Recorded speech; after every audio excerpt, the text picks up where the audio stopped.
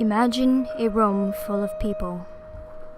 The elders are gathered in a group, reliving the old days through conversation, while your parents and other adults their age are reminiscing their memories as teenagers.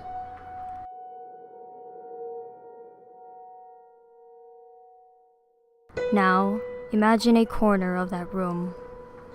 There is a visible gap from the people and this corner. It is still close enough to hear what they are saying, but too far to engage in the conversations.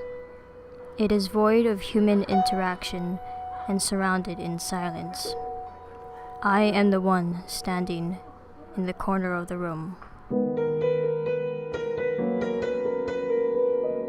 I am a second-generation child. I was born here in Hawaii, and so were my parents. They only spoke to me in English, never in Ilocano.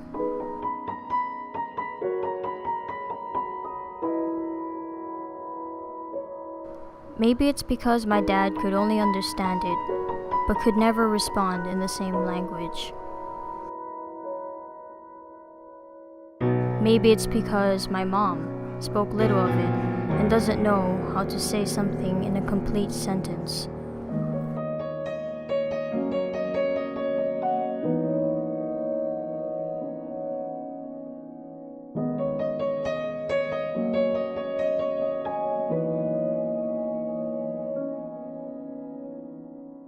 Or maybe they didn't want me to learn Ilocano at all.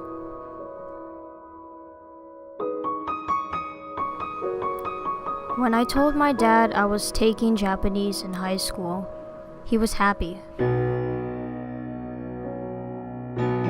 He wasn't upset that I didn't take Ilocano, and my mom didn't say anything either.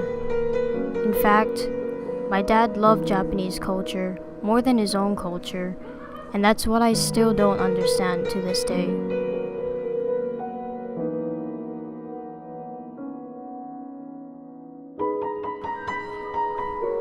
However, when I finally took Ilocano in college, my dad looked at me with narrowed eyes and asked why I'm taking it.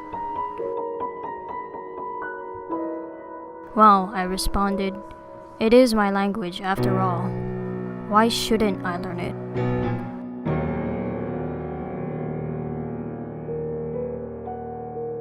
After that conversation, he always laughed at me whenever I pronounced a word in Ilocano wrong.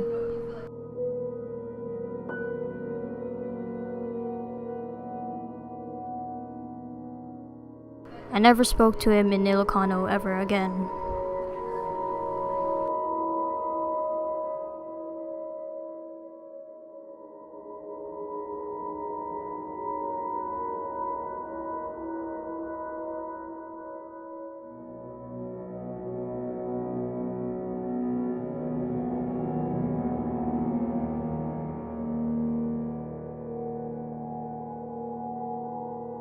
I remember the first time I went to my best friend's house. I was surprised at all the Filipino food her grandmother cooked for us. There were dishes that I've never seen my mom cook before, let alone know what they were called.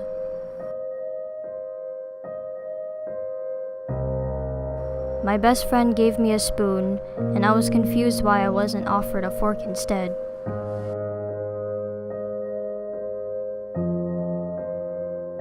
Looking at the expression on my face, she told me that we often eat with spoons.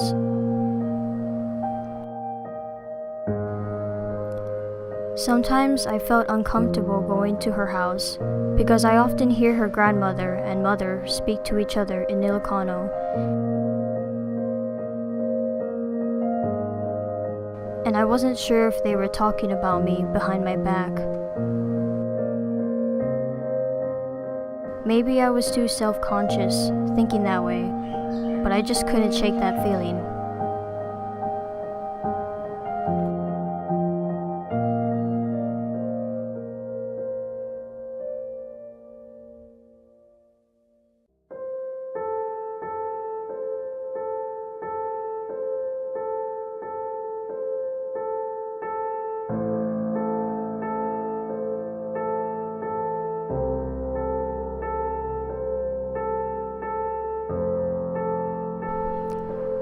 Every time my friend talked about her experiences in the Philippines, I felt out of place.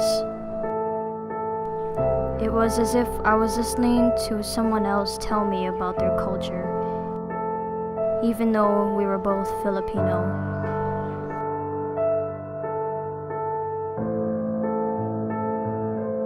Although we share the same culture,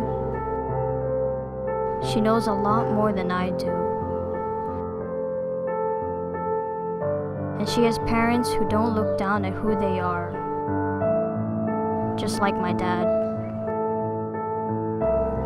Being a second-generation child always makes me feel like I am experiencing this isolated feeling from my culture alone.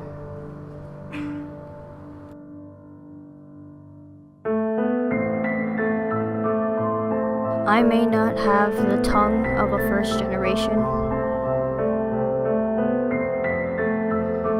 and I am not disconnected as a third generation.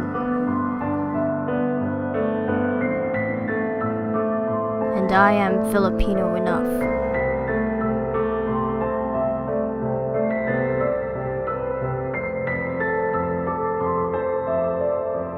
I am Filipino.